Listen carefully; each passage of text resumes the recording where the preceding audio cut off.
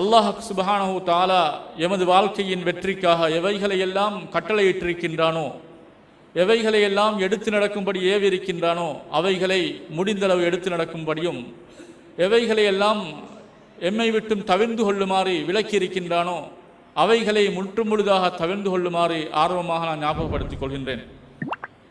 மேலான சகோதரர்களே, இஸ்லாமிய வருடத்தில் நாங்கள் ஒரு புது வருடத்தை இப்பொழுது எதிர்பார்த்து கொண்டிருக்கின்றோம்.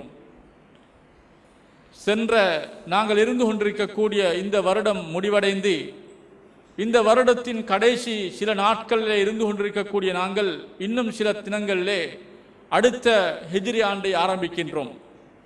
எனவே அன்பார்ந்த சகோதரர்களே, இவ்வாறு வருடங்கள் செல்ல செல்ல, காலங்கள் மாறி செல்லுகின்ற பொழுதெல்லாம் நாம் ஒவ்வொருவரும் அவரவர்களுடைய மன்னரை வாழ்க்கையை நோக்கி அவர் பயணிக்கின்றார் என்ற உண்மையை விளங்கிக் கொள்ள வேண்டும்.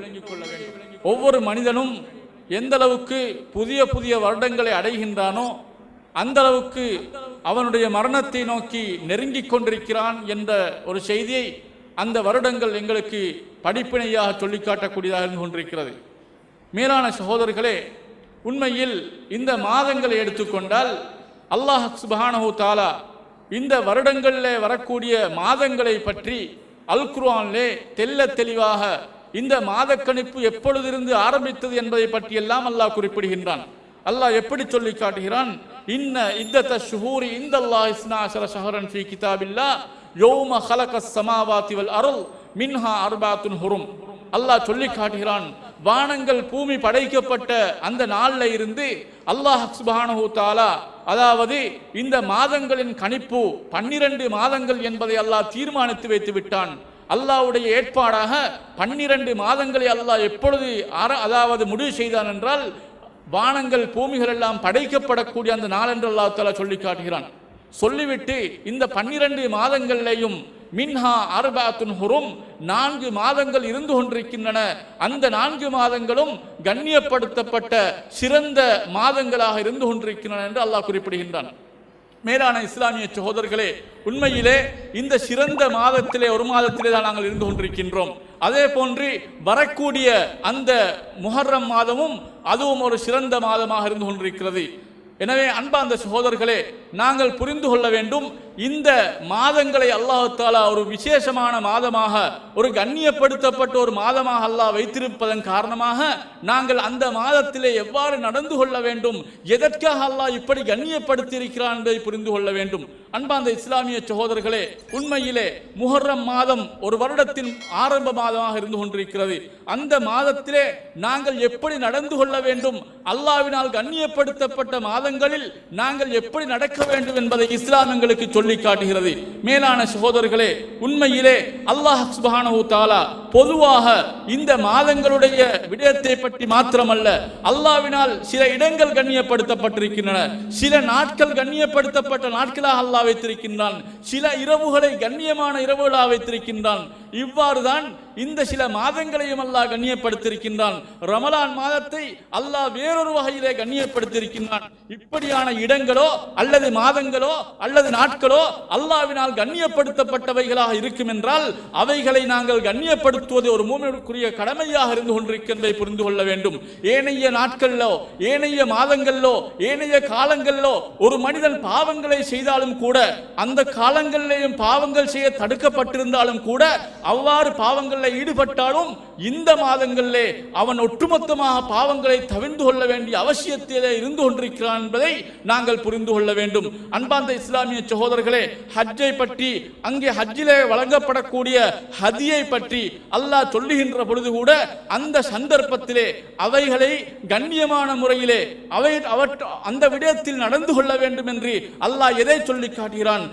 தாலிக்க, அதாவது அந்த ஹதி என்று சொல்லக்கூடிய அறுத்து பலியிடக்கூடிய பிராணிகள் எல்லாம் அல்லாஹ்வினால் அந்த நேரத்திலே கொடுக்கப்பட வேண்டும் என்பது அல்லாஹ்வுடைய ஏற்பாடாக ஏவலாக இருக்கிறது என்று அல்லாஹ் சொல்லிவிட்டு அல்லாஹ் சொல்கின்றான், வமன் யுஅல்லிம் ஷஆயிரல்லாஹி ஃபஇன்னஹா மின் தக்வல் குலூப். யாரெல்லாம் இவ்வாறு அல்லாஹ்வுடைய அடையாள சின்னங்களை அவர்கள் கண்ணியப்படுத்துகின்றார்களோ, யாரெல்லாம் அல்லாஹ்வினால் விசேஷப்படுத்தப்பட்ட விடயங்களை கண்ணியப்படுத்துகின்றார்களோ, ஃபஇன்னஹா மின் தக்வல் குலூப், அது உள்ளத்திலே இருக்கக்கூடிய தக்வாவுடைய அடையாளம் என்று அல்லாஹ் சொல்லி காட்டுகிறான். அது அவனுடைய உள்ளத்திலே இருக்கக்கூடிய இறையச்சத்தை வெளிப்படுத்தக்கூடிய ஒரு செயல் என்பதை அல்லாஹ் எங்களுக்கு சொல்லித் தருகிறான். அன்பார்ந்த இஸ்லாமிய சகோதரர்களே, எனவே அந்த அடிப்படையில் முஹர்ரம் மாதம் கண்ணியப்படுத்தப்பட வேண்டிய ஒரு மாதமாக இருக்கிறது. பாவங்களை துடைத்து அவைகளை விட்டும் தூரமாகி அல்லாஹ்வுக்கு நெருக்கமாக இருக்க வேண்டிய ஒரு மாதமாக இருந்து கொண்டிருக்கின்றதை புரிந்து கொள்ள வேண்டும். அன்பார்ந்த இஸ்லாமிய சகோதரர்களே, பொதுவாகவே நாங்கள் இந்த மாதத்தை கண்ணியப்படுத்துகின்றோம் என்றால் அல்லாஹ்வை கண்ணியப்படுத்துவதை போன்றதாக இருக்கும். யாரெல்லாம் இந்த மாதத்தையும் கண்ணியப்படுத்தாமல் இந்த மாதத்திலேயும் பாவங்களை புரிந்து கொண்டிருப்பார்களோ அவர்கள் அல்லாஹ்வுடைய விடயத்திலே கவனக்குறைவாக அல்லாஹ்வுக்கு எப்படி நன்றி செலுத்த வேண்டுமோ அந்த நன்றி கடனை முறையாக செலுத்தாதவர்களாக இருந்து கொள்வார்கள் என்பதை புரிந்து கொள்ள வேண்டும். அன்பார்ந்த இஸ்லாமிய சகோதரர்களே, அல்லாஹ் தஆலா இந்த வசனத்திலே அதாவது சொல்லிவிட்டு இந்த மாதங்களின் கணிப்பை பற்றி அல்லாஹ் சொல்லிவிட்டு இந்த மாதங்களிலே 4 மாதங்கள் சிறந்த மாதங்கள் கண்ணியமான மாதங்கள் என்று சொல்லிவிட்டு அல்லாஹ் இன்னொரு செய்தியை சொல்கின்றான். ஃபலா தல்லிமு ஃபீஹின் அன்ஃபுஸகும். அல்லாஹ் என்ன சொல்லி காட்டுகிறான்? இந்த மாதங்களில் உங்களுக்கு நீங்கள் தீங்கிழைத்துக் கொள்ள வேண்டாம், அநியாயங்களிலே நீங்கள் ஈடுபட்டுக் கொள்ள வேண்டாம், பாவமான காரியங்களில் ஈடுபட்டுக் கொள்ள வேண்டாம் என்று அல்லாஹ் தஆலா எங்களை பார்த்து சொல்லிக் கொண்டிருக்கின்றான். மேலான சகோதரர்களே, உண்மையிலே அதாவது இந்த வசனத்திலே அல்லாஹ் பொதுப்படையாக நீங்கள் அநியாயங்களில் ஈடுபட்டுக் கொள்ள வேண்டாம் என்று சொன்னாலும் கூட இதை அறிஞர்கள் 3 வகையான அதாவது அநியாயங்களை விட்டு மனிதன் தவிர்த்து கொள்ள வேண்டும் என்று பிரித்திருக்கின்றார்கள். மேலான சகோதரர்களே, ஒரு மனிதனை பொறுத்தமட்டில் அவன் செய்யக்கூடிய அநியாயங்களை பொறுத்தமட்டில் பல்வேறு வகையான அநியாயங்களை மனிதன் புரிகின்றான். அதிலே ஒன்றுதான் ஒரு மனிதன் அல்லாஹ்வுக்கு செய்யக்கூடிய அநியாயம். அல்லாஹ்வுடைய விடயத்தில் அவன் செய்யக்கூடிய அநியாயம், இதை முற்றுமுழுதாக தவிர்த்து கொள்ள வேண்டும். ஒரு உண்மையான மூமினாக அல்லாஹ்வை அஞ்சி நடக்கக்கூடிய ஒரு உண்மை விசுவாசியாக இருந்தால் அவன் எப்பொழுதுமே தவிர்த்து கொள்ள வேண்டும். விசேஷமாக இந்த மாதத்தில் அல்லாஹ்வுடைய கடமைகளை அவன் ஒழுங்காக நிறைவேற்ற வேண்டும். அல்லாஹ்வினால் தடுக்கப்பட்ட விடயங்களை அவன் தவிர்த்து கொள்ள வேண்டும். என்னென்ன அநியாயமான விடயங்கள் எல்லாம் எங்களுக்கு மார்க்கத்திலே தடையாக இருக்கின்றனவோ அவைகளை ஒட்டுமொத்தமாக தடுத்து கொள்ள வேண்டும். அன்பார்ந்த சகோதரர்களே, அல்லாஹ்வுக்கு செய்யக்கூடிய அநியாயத்தை பொறுத்தமட்டில் ஹதீஸ்களிலே நிறைய சந்தர்ப்பங்களில் அல் குர்ஆனிலேயும் ஹதீஸிலேயும் இந்த அநியாயம் என்ற வார்த்தை நிறைய பாவங்களுக்கு பயன்படுத்தப்பட்டிருக்கின்றதை பார்க்கலாம். அன்பார்ந்த இஸ்லாமிய சகோதரர்களே, முதலாவதாக அல்லாஹ்வுக்கு செய்யக்கூடிய அநியாயங்களிலே மிகவும் மோசமான அநியாயம், மிகவும் பாரிய அநியாயம் எதுவென்றால் அஷ்ஷிர்கு பில்லாஹ், அல்லாஹ்வுக்கு இணை வைப்பதாக இருந்து கொண்டிருக்கிறது. மேலான சகோதரர்களே, எந்த பாவத்தை ஒரு மனிதன் செய்தாலும் கூட அவை அனைத்துமே அல்லாஹ்வுக்கு செய்யப்படக்கூடிய அநியாயமாக இருந்து கொண்டிருக்கிறது.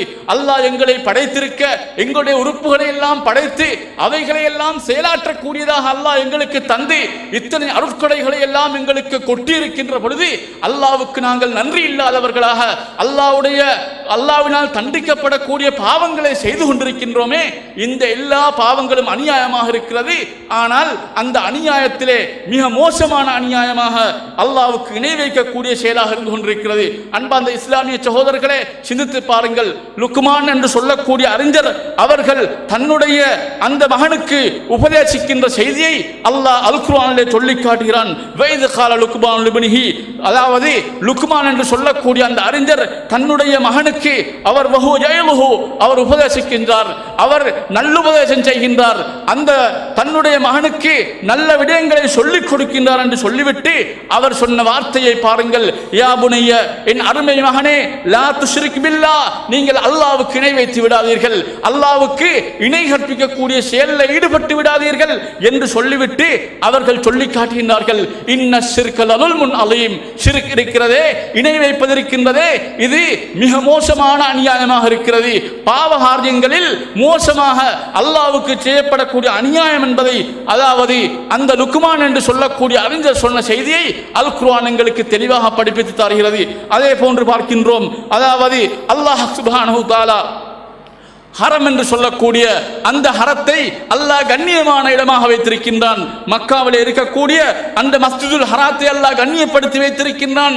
அந்த இடத்தில் ஒரு மனிதன் தவறாக நடப்பதை, அப்படி நடப்பதற்கு ஒரு மனிதன் எத்தரிக்கின்றான், அவன் விரும்புகின்றான் என்றால் அதை கூட அல்லாஹ் கடுமையாக எப்படி தெரியுமா எச்சரிக்கின்றான். அதாவது அல்லாஹ் சொல்லி காட்டுகின்றான், ஓமன் யுரிது ஃபீஹி பில்ஹாதின் பிருதுமின் நுஸிகுஹு மின் அஸாபின் அலீம்.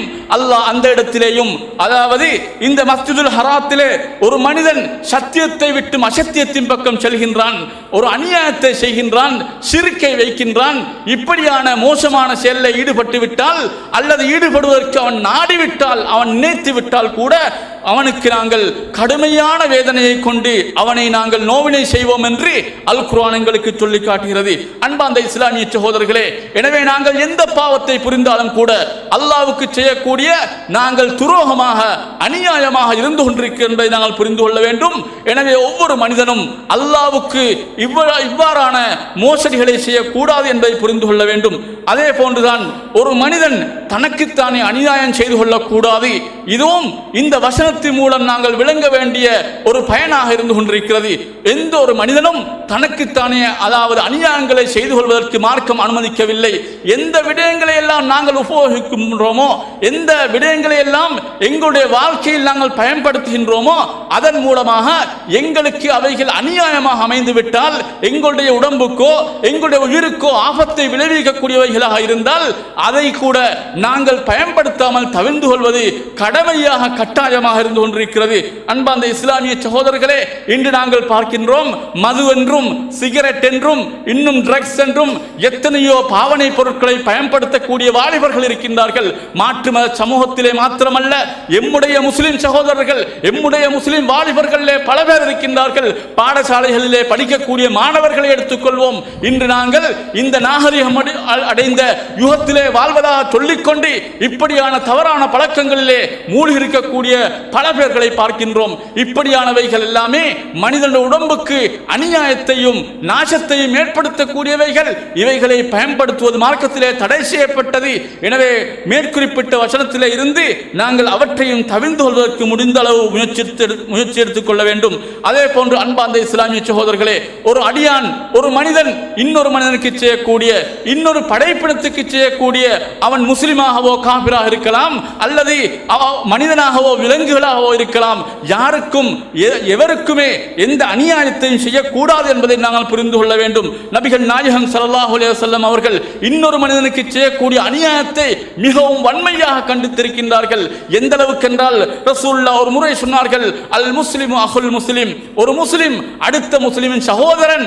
அவன் உண்மையான முஸ்லிமாக இருந்தால் அநியாயம் செய்ய மாட்டான் என்று சொல்லி காட்டினார்கள். அன்பார்ந்த இஸ்லாமிய சகோதரர்களே, எந்த ஒரு முஸ்லிமும் அடுத்த முஸ்லிமுக்கு அநியாயம் செய்யக்கூடாது என்பதை ஆணித்தரமாக ரசூலுல்லாஹ் சொல்லி இருக்கின்றார்கள். அதே போன்று அல்லாஹ் சுப்ஹானஹு வ தஆலா சொல்வதாக நபி அவர்கள் தெளிவாக சொல்லி காட்டுகின்றார்கள். ஹதீஸ் குதுசி என்று சொல்லப்படக்கூடிய ஹதீஸ்களிலே உயர் தரத்திலே இருக்கக்கூடிய ஒரு செய்திதான் இந்த ரசூலுல்லாஹ் அல்லாஹ் சொல்வதாக சொன்னார்கள்.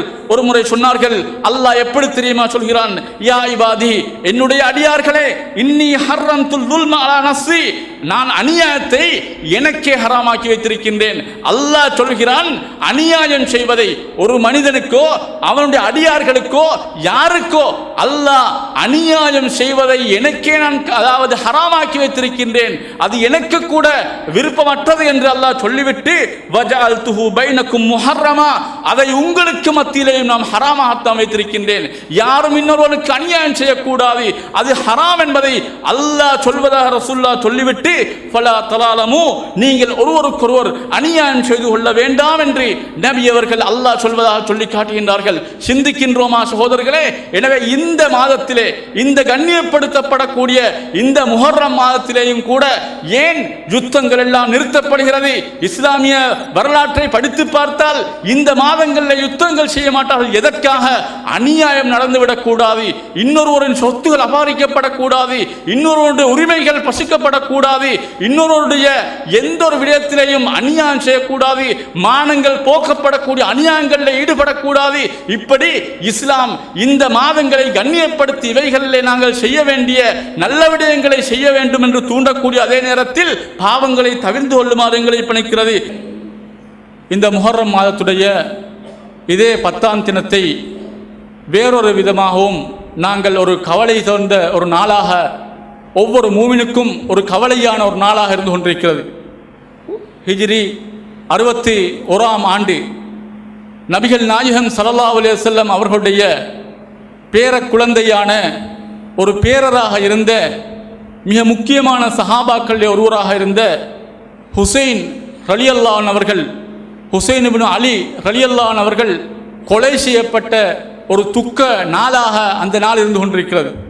எந்த ஒரு மூமினும் அவர்கள் கொலை செய்யப்பட்டதை நியாயமாகவோ அல்லது ஒரு சந்தோஷமாகவோ யாரும் கருத மாட்டார்கள், கருதவும் முடியாது.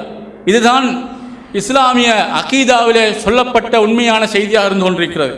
அன்பார்ந்த சகோதரர்களே, உண்மையில் ஹுசைன் ரலியல்லாஹு அன்ஹு அவர்களை பொறுத்த மட்டில் அவர்கள் சிறந்த ஒரு சஹாபியாக இருந்தார்கள். அவர்கள் பல சஹாபாக்களுடைய, அதனுடைய ஆரம்பம் முதல் அவர்கள் கடைசி வரைக்கும் பல சஹாபாக்கள் அவர்கள் கொலை செய்யப்படக்கூடிய அந்த அநியாயக்காரர்களின் கூட்டத்திலே செல்ல வேண்டாம் என்று தடுத்தாலும் கூட அல்லாஹ்வின் ஏற்பாடு அனைவருடைய வார்த்தைகளையும் மீறி அவர்கள் சென்று விட்டார்கள். உண்மையிலே மக்காவிலே இருந்த முக்கியமான சஹாபாக்கள் இப்னு உமர், இப்னு அப்பாஸ், அப்துல்லா இப்னு ஜுபைர், அபூ சயீதுல் குத்ரி போன்ற பல சஹாபாக்கள் நீங்கள் அந்த ஈராக்கிலே எப்படியெல்லாம் உங்களை அழைத்து கொண்டிருக்கின்றார்களோ பல முறை கடிதங்கள் அனுப்பி நீங்கள் யதீதுக்கு அங்கே பையத்து செய்யாததன் காரணமாக நீங்கள் எங்களிடத்திலே வாருங்கள், ஈராக்குக்கு வாருங்கள், உங்களுக்கு நாங்கள் கட்டாயமாக பையத்து செய்வோம், உங்களை தலைவராக நாங்கள் ஏற்றுக்கொள்வோம் என்று அவர்களுக்கு பல முறைகள் பல கடிதங்கள் அனுப்பி பல பேரும் அவர்களுக்கு ஆசையூட்டினார்கள். ஆனால் அவர்கள் இந்த முக்கியமான சஹாபாக்கள் எந்த அளவுக்கு என்றால் இப்னு உமர் ரலியல்லாஹு அன்ஹு அவர்கள் அழுதழுது கெஞ்சினார்கள், நீங்கள் அங்கே செல்ல வேண்டாம், அவர்கள் ஏமாற்றக்கூடியவர்கள், அநியாயக்காரர்கள், நீங்கள் நினைப்பதை போன்று அங்கே நிலைமை இருக்க மாட்டாது, உங்களுக்கு ஆதரவு தருவதாக சொல்லக்கூடியவர்கள் எல்லாம் உங்களுக்கு மோசடி செய்வார்கள் என்று பல சஹாபாக்கள் சொல்லிய பொழுதும் அவர்களை விட அவர்களுடைய அந்த ஈராக் வாசிகளுடைய அந்த சொல்லிலே நம்பிக்கை வைத்தார்கள். எனவே அன்பார்ந்த சகோதரர்களே, அந்த சம்பவத்தின் மூலமாக அங்கே சென்றதற்கு பின்னால் பல சந்தர்ப்பங்களிலே அவர்கள் கஷ்டப்பட்டார்கள். அதற்கு பின்னால் இறுதியாக அவர்கள் கொலை செய்யப்பட்டு விடுகின்றார்கள். உண்மையிலே ஹுசைன் ரலியல்லாஹு அன்ஹு அவர்கள் கொலை செய்யப்பட்டது வரலாற்றிலே ஒரு மோசமான ஒரு அநியாயமான செயல் என்பதிலே சந்தேகம் கிடையாது. ஆனால் இதே விடயத்தை இன்று சமூகத்திலே வைத்துக்கொண்டு இந்த ஷியாக்கள் என்று சொல்லக்கூடியவர்கள் உண்மையிலே ஹுசைன் ரலியல்லாஹு அன்ஹு அவர்களை பற்றி எப்படி மார்க்கத்துடைய, அதாவது மார்க்கத்திலே சொல்லப்பட்டதோ வரலாறுகள் எப்படி சொல்லப்பட்டதோ அவைகளை எல்லாம் மிகைத்து கொண்டு இன்று தவறான முறையிலே பிரச்சாரங்கள் செய்து கொண்டு அந்த ஹுசைன் ரலியல்லாஹு அன்ஹு அவர்களுக்காக வேண்டி நாங்கள் கவலை தெரிவிக்கின்றோம் என்று எப்படி மோசடிகளை செய்து கொண்டிருக்கின்றார்கள். அன்பார்ந்த சகோதரர்களே, உண்மையிலே நாங்கள் புரிந்து கொள்ள வேண்டும், இதே ஹுசைன் ரலியல்லாஹு அன்ஹு அவர்களை விடவும் ஒரு கவலையான மரணம்தான் அன்று சஹாபாக்களுக்கு ஏற்பட்டது.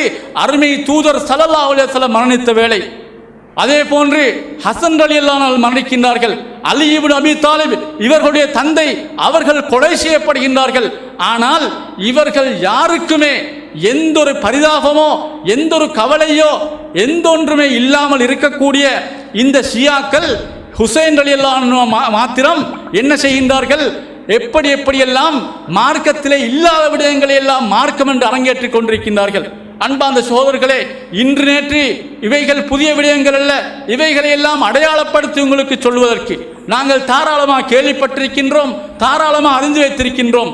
அன்பார்ந்த இஸ்லாமிய சகோதரர்களே, எவைகளையெல்லாம் ரசூலுல்லாஹ் வேண்டாம் என்று சொன்னார்களோ, எவைகளுக்கெல்லாம் இஸ்லாத்திலே அங்கீகாரம் கிடையாதோ அவைகளைத்தான் நாங்கள் ஹுசைன் மீது கவலைப்படுகின்றோம், அவர்களுக்கு அனுதாபமாக செய்கின்றோம் என்று செய்து கொண்டிருக்கின்றார்கள். மேலான இஸ்லாமிய சகோதரர்களே, முதலாவதாக புரிந்து கொள்ள வேண்டும், உண்மையிலே இவர்கள் செய்யக்கூடிய உடம்புகளை காயப்படுத்தி கொண்டு தலைகளிலே குத்திக்கொண்டு சிறுவர்கள் பெண்கள் உட்பட இப்படியான மோசடிகளை செய்யக்கூடிய இவர்கள் உண்மையிலே சரியான கொள்கையிலே இருக்கின்றார்களா என்பதை எந்த ஒரு புத்திசாலியும் சாதாரணமாக புரிந்து கொள்ளலாம். இன்று ஷியாக்களுக்காக வேண்டி குரல் கொடுக்கக்கூடியவர்கள் ஷியாக்களை சாதாரணமான ஒரு மாலிக் மதுஹபோ அல்லது ஷாஃபி மதுஹபோ போன்று ஒரு மதுஹபுக்காரர்களை போன்று சிந்திக்கக்கூடிய எத்தனையோ பேர்கள், அவர்களை பற்றி எழுதக்கூடியவர்கள் எல்லாம் நமது நாட்டில் இருந்து கொண்டிருக்கின்றார்கள். ஷியாக்களும் எங்களை சார்ந்தவர்கள் தானே, அவர்களும் ஏதோ ஒரு கொள்கையிலே பிரியப்பட்டவர்கள் தானே என்று அவர்களையும் சாதாரண ஒரு முஸ்லிமுடைய தரத்திலே வைத்து பேசக்கூடிய இருக்கின்றார்கள். மேலான சகோதரர்களே, உண்மையிலே சிந்தித்து பார்க்க வேண்டும். நபி அவர்கள் தங்களுடைய உடம்புகளுக்கு காயம் ஏற்படுத்திக் கொள்ளக்கூடாது என்று சொன்னார்கள். அதை செய்து கொண்டுதான் இவர்கள், அதாவது இந்த நாளிலே இவர்களுடைய கொண்டாட்டங்களை வைத்துக் கொண்டிருக்கின்றார்கள். அதே போன்று பார்க்கின்றோம். சுருக்கமாக சொல்லி முடித்துக் கொள்கின்றேன். அன்பார்ந்த சகோதரர்களே, ரசூலுல்லாஹி ஸல்லல்லாஹு அலைஹி வஸல்லம் அவர்கள் சஹாபாக்களை நீங்கள் ஏச வேண்டாம் என்று ரசூலுல்லாஹ் எப்படி சொன்னார்கள்? லா தசுப்பு அஸ்ஹாபி, லா தசுப்பு அஸ்ஹாபி, என்னுடைய சஹாபாக்களை, என்னுடைய தோழர்களை நீங்கள் ஏச வேண்டாம் என்று சொல்லிவிட்டு ரசூலுல்லாஹ் தொடர்ந்து சொன்னார்கள், அல்லாஹ் மீது சத்தியமாக என்னுடைய ஆத்மா எவன் கைவசம் இருக்கிறதோ அந்த இறைவன் மீது சத்தியமா என்று ரசூலுல்லாஹ் சத்தியமிட்டு சொன்னார்கள். அந்த சஹாபாக்கள் அதாவது சாதாரணமானவர்கள் அல்ல. அவர்கள் ஒரு அளவு, ஒரு கையளவு அல்லாஹ்வின் மீது, அல்லாஹ்வுக்காக வேண்டி தர்மம் செய்வது அல்லது அதை விடவும் குறைவான அரைவாசி தர்மம் செய்வது அல்லாஹ்விடத்திலே மேலானது. எதைவிட நீங்கள் தர்மம் செய்கின்றீர்கள், தங்கத்தினால் உஹது மலையளவு தர்மம் செய்ததை விடவும் அந்த சஹாபாக்களுக்கு அந்த அளவுக்கு கண்ணியம் இருக்கிறது என்று ரசூலுல்லாஹ் சொன்னார்கள். அன்பார்ந்த சகோதரர்களே, இப்படிப்பட்ட சஹாபாக்களை, அபூபக்கரை, உமரை, உஸ்மானை, இன்னும் பல அபூ ஹுரைரா, இப்படிப்பட்ட பல்வேறு சஹாபாக்களை ஒன்றல்ல, இரண்டல்ல, மூன்றல்ல, தெளிவாக இமாம்கள் என்று சொல்லக்கூடிய இந்த ஷியாக்களின் தலைவர்கள் என்ன செய்கின்றார்கள்? நாவினால் காபிர்கள் என்று சொல்லுகின்றார்கள். மேலான சகோதரர்களே, அன்னை ஆயிஷா ரலியல்லாஹு அன்ஹா அவர்கள் தூய்மையானவர்கள். அல்லாஹ் சுமாராக 21 வசனங்களின் மூலமாக அல்லாஹ் ஆயிஷா நாகி பரிசுத்தமானவர்கள் என்ற தீர்ப்பை அல் குர்ஆனில் இறக்கி வைத்ததற்கு பின்னாலும் இன்று வரைக்கும் ஆயிஷா ரலியல்லாஹு அன்ஹா அவர்களை மோசமாக திட்டக்கூடியவர்கள், அவதூறு செய்யக்கூடியவர்கள். இப்படிப்பட்ட இந்த ஷியாக்களை நாங்கள் உண்மையிலே என்ன செய்கின்றோம் என்றால், எமது ஊர்களிலே நாங்கள் விளங்காமல் இந்த ஷியாக்களுக்கு ஆதரவு தெரிவித்துக் கொண்டிருக்கின்றோம். எப்படி தெரியுமா அன்பார்ந்த சகோதரர்களே, இதே ஆஷூரா தினத்திலே எமது சிறுமிகள், எமது சின்ன பிள்ளைகள், பெண்கள் வீடுகளிலே தலைப்பாத்தியா ஓதுகின்றார்களா இல்லையா? சிந்தித்து பார்க்கின்றோமா? அங்கே இருக்கக்கூடிய வசனங்களை எடுத்து வாசித்து பாருங்கள். அங்கே இருக்கக்கூடியது அலி ரலியல்லாஹு அன்ஹு பற்றி, ஹசன் ஹுசைனை பற்றி, ஃபாத்திமாவை பற்றி, இப்படி சில பேர்களை பற்றி இல்லாத பொல்லாத செய்திகளை எழுதி வைத்துக் கொண்டு இதை பாடி மகிழ்கின்றார்கள். அன்பார்ந்த சகோதரர்களே, ஹசன் ஹுசைன் மௌலித் ஓதப்படுகின்றதா? அதற்காக வேண்டி கந்தூரி வைக்கின்றார்களா? எதற்காக? ஷியாக்களின் திட்டம் என்பதை மறந்து விட்டார்கள்.